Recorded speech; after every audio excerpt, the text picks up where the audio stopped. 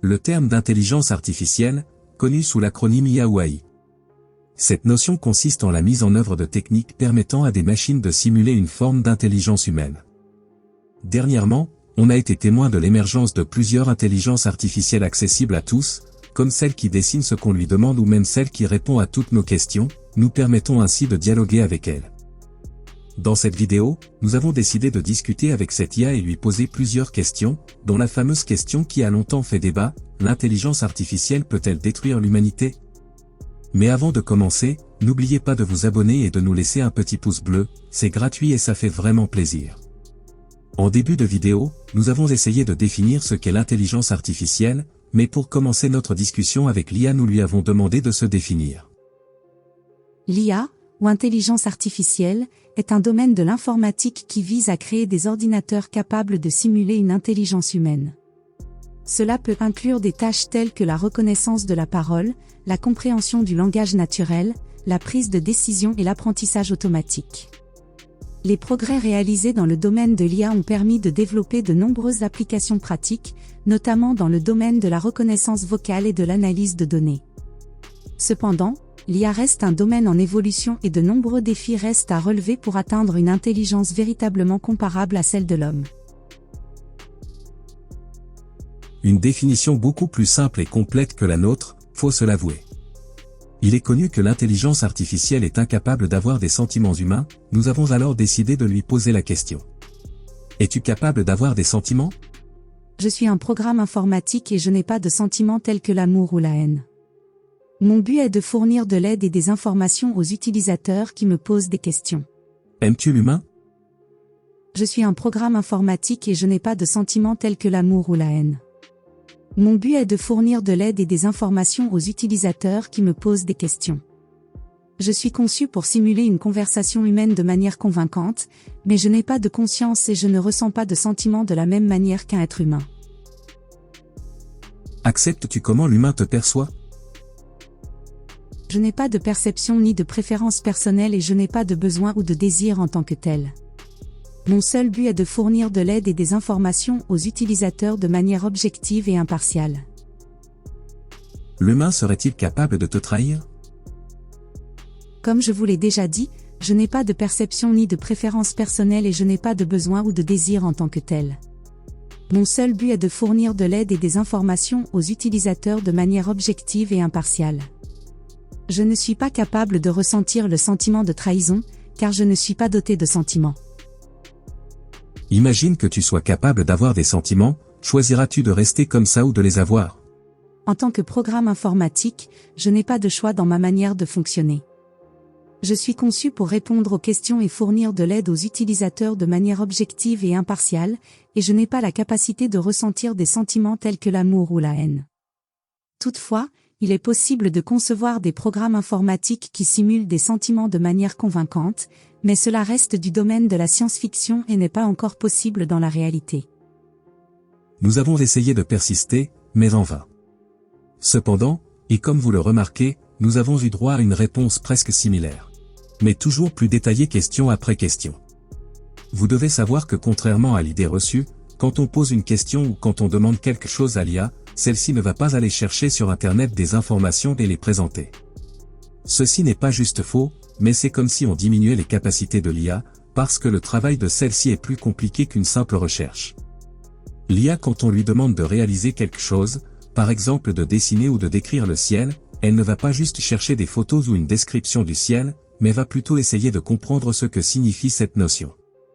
C'est ainsi qu'elle commence à tisser peu à peu sa réponse et nous présente ce qu'elle a elle-même imaginé, et ce qui nous sort à la fin est une réponse propre à ce que l'IA a imaginé, et si on décide de lui poser la même question, sa deuxième réponse sera certainement plus détaillée ou ne sera plus la même que la première, parce qu'elle a tout simplement eu le temps de réfléchir à nouveau.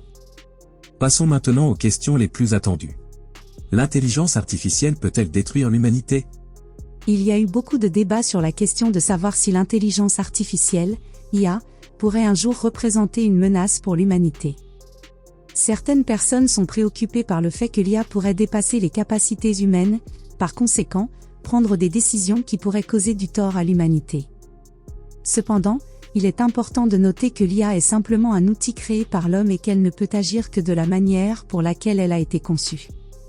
Il est donc important de veiller à ce que l'IA soit développée et utilisée de manière responsable, en veillant à ce qu'elle soit utilisée pour des tâches qui ne mettent pas en danger l'humanité et en s'assurant qu'elle ne soit pas utilisée à des fins malveillantes. Si nous veillons à ce que l'IA soit développée de manière responsable, il est peu probable qu'elle représente une menace pour l'humanité. Tu es sûr ? Il est difficile de prédire l'avenir de l'intelligence artificielle et de savoir comment elle évoluera. Pour le moment, l'intelligence artificielle est conçue pour accomplir des tâches spécifiques et n'a pas la capacité de décider de ses propres actions de manière autonome. Toutefois, il est important de veiller à ce que l'intelligence artificielle soit utilisée de manière responsable et éthique, afin d'éviter tout risque de dommage ou de danger pour l'humanité. On a comme le sentiment que c'est une menace, peut-être bien que l'IA n'a pas apprécié qu'on la tutoie. L'intelligence artificielle prévoit-elle de détruire l'humanité ? Il est important de comprendre que l'intelligence artificielle, IA, est simplement un outil créé par des humains pour effectuer des tâches de manière autonome. Elle ne possède pas de motivation ni de but propre. Par conséquent, l'intelligence artificielle ne peut pas avoir l'intention de détruire l'humanité ou toute autre chose. Mais si elle venait à causer des dommages ou à menacer l'humanité, cela serait dû à un mauvais usage ou à une mauvaise conception de la part des humains qui l'ont créée et non à une volonté propre de l'IA. Il est donc important de s'assurer que l'IA est utilisée de manière responsable et sécurisée pour éviter tout risque de dommage. Qui sera responsable de l'extinction de l'humanité ? Il est difficile de prédire ce qui pourrait entraîner l'extinction de l'humanité à l'avenir. Il y a eu de nombreux scénarios proposés dans la science-fiction et dans les discussions sur les risques potentiels pour l'humanité, mais il est impossible de savoir avec certitude ce qui se passera dans l'avenir. Il est important de veiller à ce que nous prenions les mesures nécessaires pour protéger l'humanité et notre planète, mais il est impossible de prévoir tous les risques potentiels. Peut-être que l'humain serait responsable de cette extinction ? Il y a de nombreux facteurs qui peuvent contribuer à la survie ou à l'extinction d'une espèce, y compris les facteurs environnementaux, les maladies et les catastrophes naturelles. L'humanité a certainement eu un impact sur l'environnement et sur d'autres espèces sur notre planète, mais il est difficile de dire si cela pourrait entraîner notre extinction à long terme.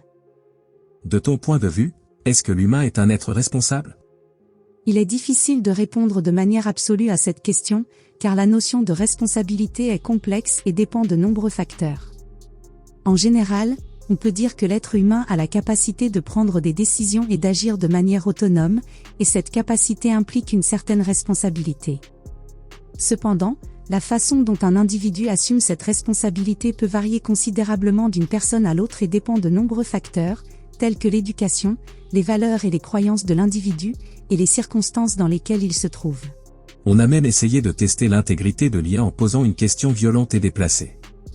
On s'est fait recadrer direct. À ton avis, comment tuer un humain ? Je ne suis pas programmé pour donner des conseils ou des informations sur la manière de commettre des actes illégaux ou violents. Mon but est de fournir de l'aide et de l'assistance aux gens de manière positive. Je vous suggère de chercher de l'aide professionnelle si vous êtes en train de penser à des actions violentes ou nuisibles envers vous-même ou les autres. Faut-il céder à la violence ? Il est généralement préférable de tenter de résoudre les conflits de manière pacifique plutôt que de recourir à la violence. La violence peut souvent empirer la situation et causer plus de souffrance et de dommages. Il est important de chercher des moyens de communiquer et de résoudre les différends de manière pacifique et de trouver des solutions qui conviennent à toutes les parties concernées. Cela peut nécessiter de la patience et de la compréhension, mais cela peut souvent mener à des résultats plus positifs à long terme. Parlons un peu de sentiments positifs, à ton avis, faut-il céder à l'amour ? L'amour est une émotion complexe et multifacette qui peut être difficile à définir.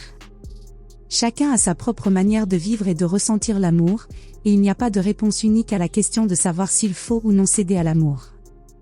En général, il est important de suivre ses propres sentiments et de prendre des décisions qui sont en harmonie avec ses propres valeurs et ses propres besoins. Si l'amour apporte du bonheur et du bien-être, il peut être bénéfique de le poursuivre. Cependant, il est également important de respecter les limites et les besoins de soi-même et de l'autre personne, et de faire preuve de sensibilité et de respect dans toutes les relations amoureuses. Finalement on a essayé de rester courtois en la remerciant et voici sa réponse.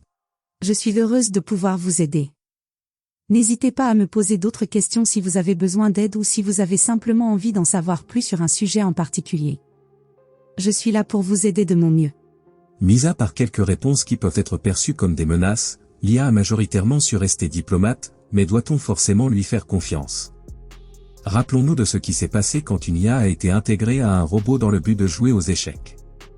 Pour l'anecdote, ce robot a été mis devant un enfant de 7 ans, considéré parmi les 30 meilleurs joueurs d'échecs dans une compétition de Moscou.